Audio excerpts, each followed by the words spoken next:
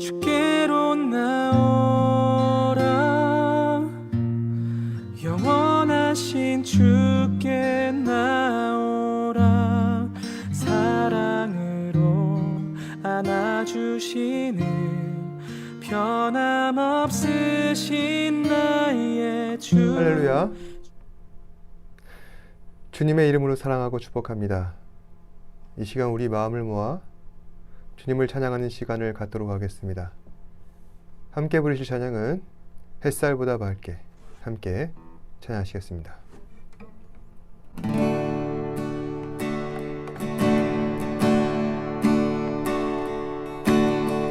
햇살보다 밝게 빛나는 주의 영광, 모든 어두운 물리치네. 누구도 주 앞에 다가설 수 없네. 주의 거룩한 보좌 앞에 주의 모여 주의 긍휼을 의지하여 나가리. 왕 대신 주 앞에 나 경배합니다. 주님만 찬양받기 합당하시니 큰 존귀와 영광 홀로 받으소서. 오 주 앞에 나 나갑니다.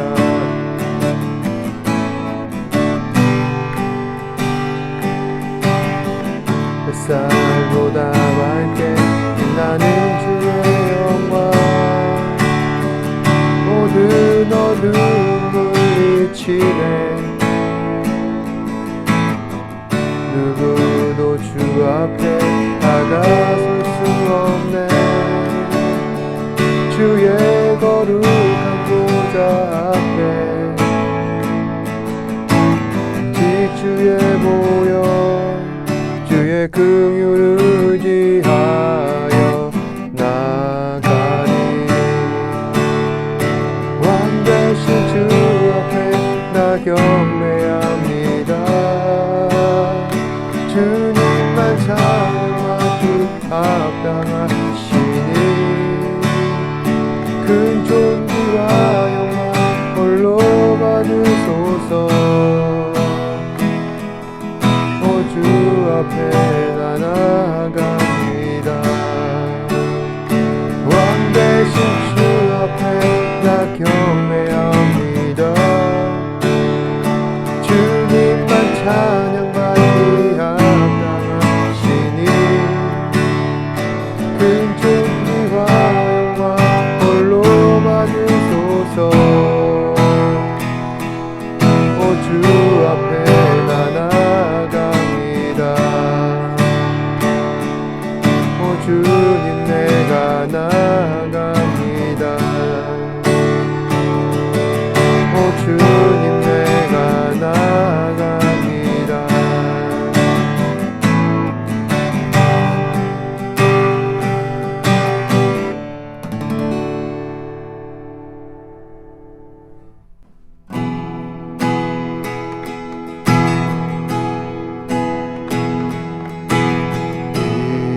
이곳에 생명샘 솟아나 눈물도 딱 지나갈 때에 모자라 열매 맺히고 웃음소리 넘쳐나리라. 그날에 하늘이 열리고 모든 이가 보게 되리라.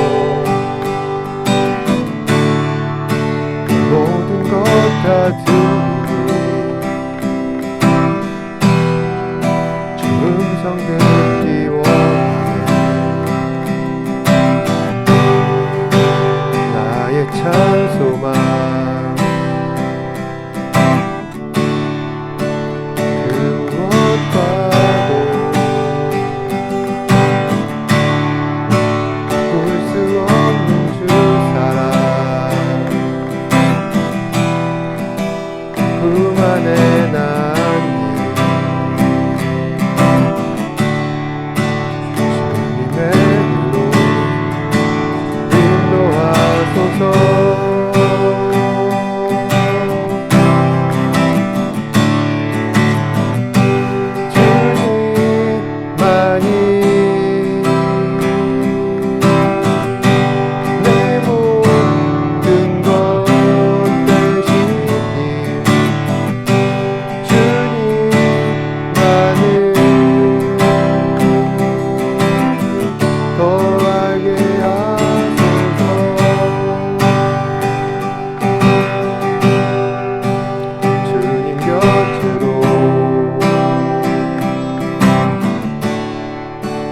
나를 이끌소서.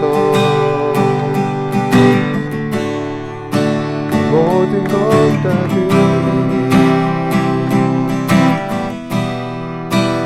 음성 듣기 원하네.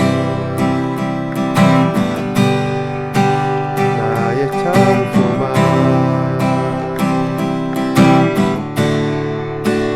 그 무엇과도 바꿀 수 없는 그 사랑, 품 안에 남긴 주님의 길로 인도하소서.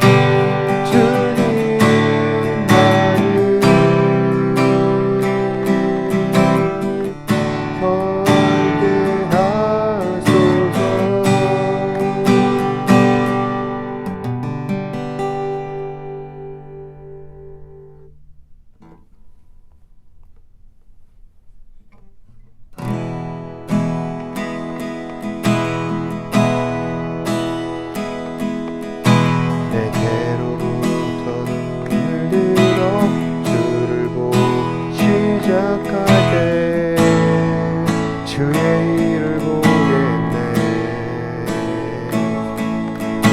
내 작은 마음도 익히사 하늘의 꿈 크게 하네. 주님을 볼 때 모든 시선을 주님께 드리고 살아계신 하나님을 느낄 때 내 삶은 주의 역사가 되고 하나님이 일하기 시작하네. 성령이 나를 변화시켜 모든 두려움 사라질 때 주의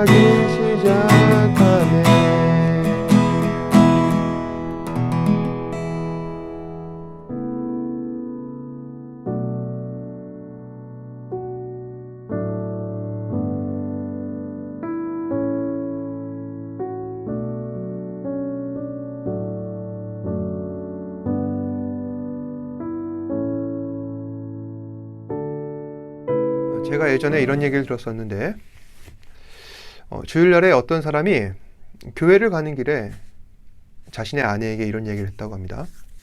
현금 있어? 우리 이따가 밥 먹어야 되는데. 아마도 이분이 다니시는 교회가 어떤 큰 대형 교회인 것 같습니다. 그래서 식당에서 밥 먹을 때 기계에다가 현금을 넣고 식권을 구매해서 밥을 먹는 그런 시스템인 것 같아요. 그런데 요새 사람들은 웬만해서는 현금을 잘 안 들고 다니지 않습니까? 그래서 아내분이 대답하는 겁니다. 카드만 있어. 현금이 안 보이네. 그때 마침 자가용 뒷좌석에 있는 9살짜리 아들이 있었는데 이 아들이 앞에서 엄마 아빠 얘기를 듣고서 이렇게 대답했다고 합니다. 아빠, 내 가방에 현금 있어. 그러자 아빠는 웃으면서 대답을 했다고 하죠. 얘야, 그건 현금이 아니야. 헌금이지. 잠시 뒤에 이 아이 아빠는 문득 이런 생각이 들었다고 합니다. 현금과 헌금의 차이는 무엇일까? 이분이 생각하기에 이런 것이죠.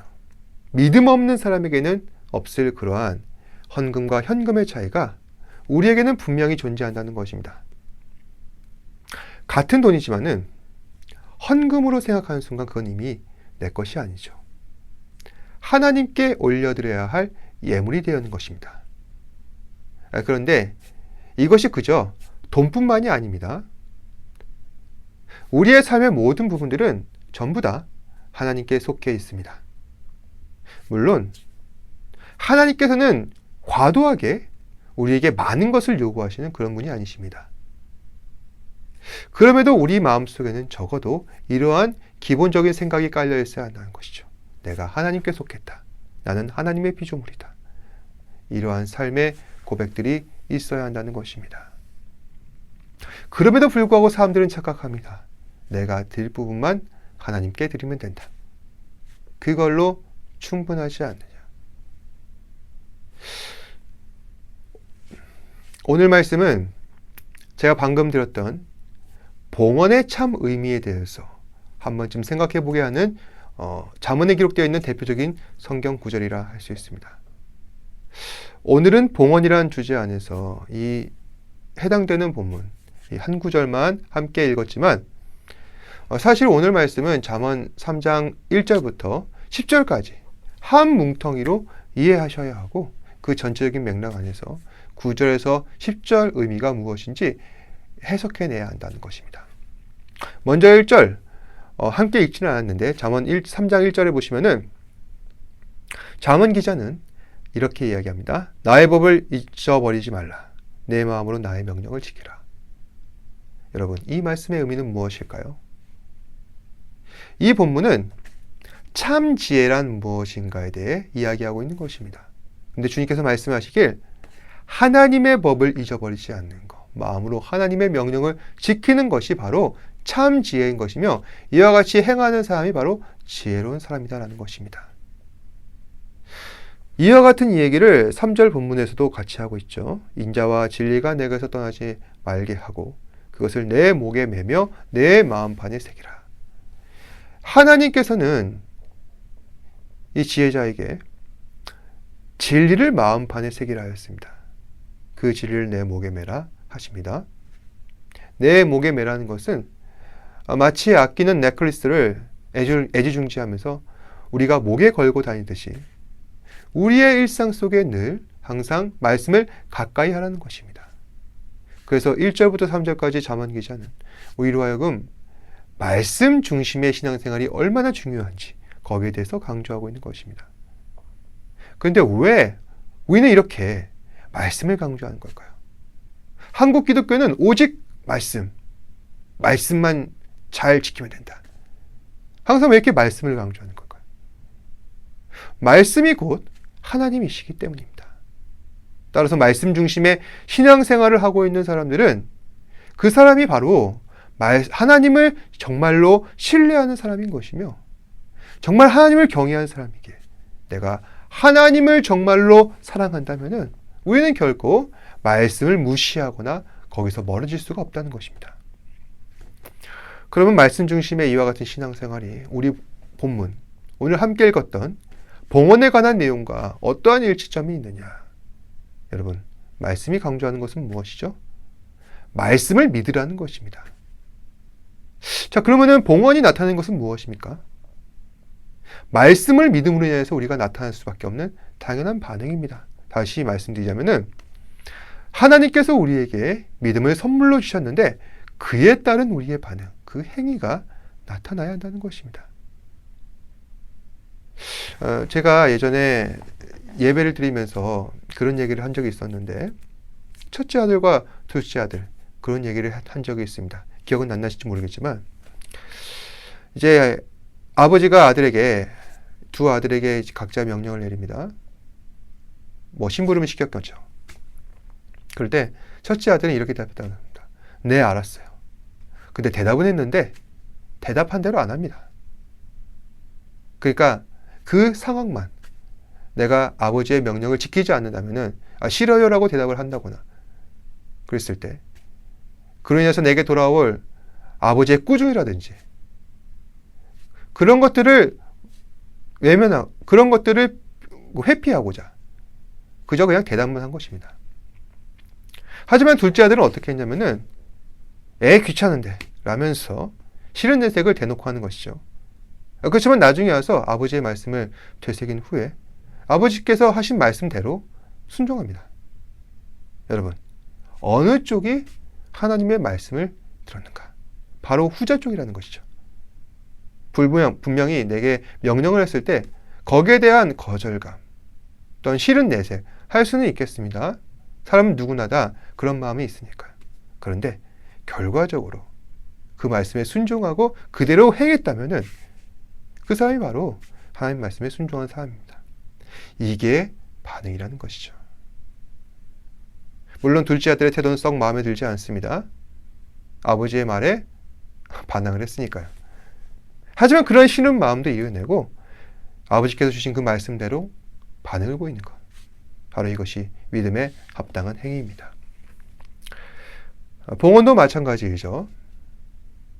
사실 하나님께서는 모든 것을 주관하시고 창조하시고 또한 섭리하시고 인도하시는 하나님이시기에 모든 것이 다 하나님의 소유이므로 내가 하나님 앞에 무엇을 드리든 하나님께서 그것 갖고 만족하실 일은 없습니다.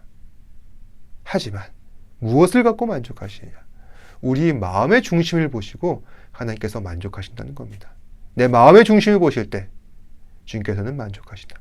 그러면 어떠한 마음의 중심을 보시는 걸까요? 나는 어떻게 반응하는가? 나의 믿음 따라서 나의 싫은 것도 이겨내고 하나님 말씀에 기꺼이 순종하려는 그 노력, 그 의지, 그 결단 그걸 보신다는 겁니다. 9절에 보시면은 내 재물과 내 소산의 처음 익은 열매로 여호와를 공경하라 했습니다. 사실 이 말씀을 기록한 사람은 솔로몬인데 솔로몬은 하나님을 경외하는 방법으로 이 말씀을 우리에게 제시했습니다. 그런데 이 말씀의 모티브는 사실 출애굽 시절 이스라엘 백성들이 애굽에서 이제 막 나와서 광야 생활했을 때 그때의 시절의 모티브로 돌아가는 겁니다. 그때 출애굽기 23장 19절에 이런 말씀이 있습니다. 내 토지에서 처음 거둔 열매의 가장 좋은 것을 가져다가 너의 하나님 여호와의 전에 드릴지라. 그러니까 오늘 말씀에 기록된 내 재물과 내 소산의 처음 익은 열매란 내가 지금 처음 거둔 것에서 가장 좋은 것을 이야기하는 것입니다. 처음 익은 열매를 하나님 앞에 올린다. 여러분, 이 말씀의 의미를 어떻게 적용하면 될까요? 그 어떤 것보다 하나님 말씀 앞에 순종하는 자세를 이야기하는 겁니다. 이것을 우선시하는 것이죠. 비록 난 연약하여서 주님께서 내게 순종을 명하실 때 싫은 내색하면서 마지못해 하는 경향이 있지만은 모든 그 약함의 과정들을 내가 이겨내고 지금 나의 현 상태 속에서 최우선적으로 말씀 앞에 순종하기 위하여 내 삶을 드리는 것. 바로 이것이 참된 봉헌의 정신이고 그렇게 하는 것이 참 봉헌이며 그런 봉헌을 하나님께서 기뻐 받으신다. 그래서 이와 같이 말씀 앞에 순종하여서 사는 사람들에게 하나님께서는 어떠한 축복을 내리십니까? 내 창고가 가득히 차고 내 포도주 틀에서 새 포도주가 넘쳐지리라. 어떠한 사람들은 이 구절을 그러니까 인풋이 있으면 아웃풋이 있다. 주님께서 내가 명령하셨고 내가 그 명령대로 순종하였으니 주님께서 내게 복 주실 거야. 현세적인 복에 대한 소망을 두기 위해서 이 구절을 이야기하는 사람들이 많습니다. 많이 바치면 복도 많이 받는다는 것이죠. 그래서 어떤 사람들이 이것을 기복주의 신앙이 합당하다는 근거 구절로 사용하기도 합니다. 그런데 이러한 해석은 수박 겉핥기에 불과합니다. 하나님께서는 기쁨으로 헌신한 자에게 모든 종류의 복을 충만히 주십니다. 하지만 가장 큰 복은 이와 같은 현세적인 복이 아니라 하나님 곳간 안에 함께 주님과 먹고 마실 그 영혼의 양식, 그 생명의 양식을 주님과 풍족히 나누는 것. 우리 주님과 영원토록 함께 할 수 있는 하나님 나라에서의 삶이 바로 우리에게서 가장 큰 복이라는 것입니다. 사랑하는 여러분, 하나님을 경외하는 것이 우리의 가장 큰 축복입니다. 삶의 중심이 하나님을 향해 있는 것은 우리에게 지금은 당장은 모를 수도 있겠지만 언젠가는 그것을 깨닫게 될 겁니다. 내게 그것이 가장 큰 평안과 기쁨을 선사한다. 하나님을 경외하고 그 삶의 중심이 하나님을 향해 있는 사람은 반드시 말씀 중심의 삶을 살아갈 수밖에 없다는 것입니다. 이것이 바로 믿음입니다. 그리고 그 믿음의 작은 가지를 뻗어서 하나님께로부터 받은 그 축복 가운데 우선시되는 부분들을 믿음의 합당한 반응으로 주님 앞에 나타내 보이는 것. 바로 이것이 봉헌이라는 것이죠. 얼마를 내든 그거는 상관없이 주님 앞에 내가 기쁨으로 드리고 나의 삶의 전부를 드리는 그런 마음으로 주 앞에 내어놓는 것. 어떤 분들은 이러한 봉헌들을 그리고 이러한 봉헌하는 것 자체를 부담스러워 하십니다. 왜냐하면 각자 삶의 형편이 다르고 삶의 규모도 다르고 그리고 믿음의 분량도 다르기 때문이기에 어쩔 수 없는 부분입니다. 그럼에도 불구하고 우리 주님께서는 놀랍게도 그런 우리의 마음의 중심이 어떠한지 잘 알고 계십니다. 내가 어떠한 형편인지, 그럼에도 내가 하나님을 얼마나 사랑하는지, 내 마음의 중심이 얼마나 하나님을 향해 기울어져 있는지 잘 알고 계시기에 부족하지만, 연약하지만 하나님을 신뢰하는 마음으로 내게 있는 것을 드리는 것이 바로 봉헌이라는 것이죠. 사랑하는 여러분, 봉헌은 마음의 중심이 하나님을 향하는 겁니다. 마음의 중심이 하나님을 향하는 그러한 축복이 여러분들에게 있기를 바랍니다. 우리의 삶을 기쁨으로 올려드리고 갑절의 은혜를 받는 축복이 있기를 축원합니다. 그래서 하나님의 무한하신 사랑과 그 은혜가 우리 삶 가운데 더욱더 풍성하시고 그런 말미암아 주님께 영광된 삶을 살아가시는 저와 여러분들 되시기를 주님의 이름으로 축복합니다. 기도하겠습니다. 고맙고 사랑이 많으신 아버지 하나님, 오늘 봉헌의 참 의미를 다시 한 번 더 말씀을 통해 깨닫게 하신 것 감사합니다. 봉헌은 우리의 삶의 중심이 하나님을 향하는 것입니다.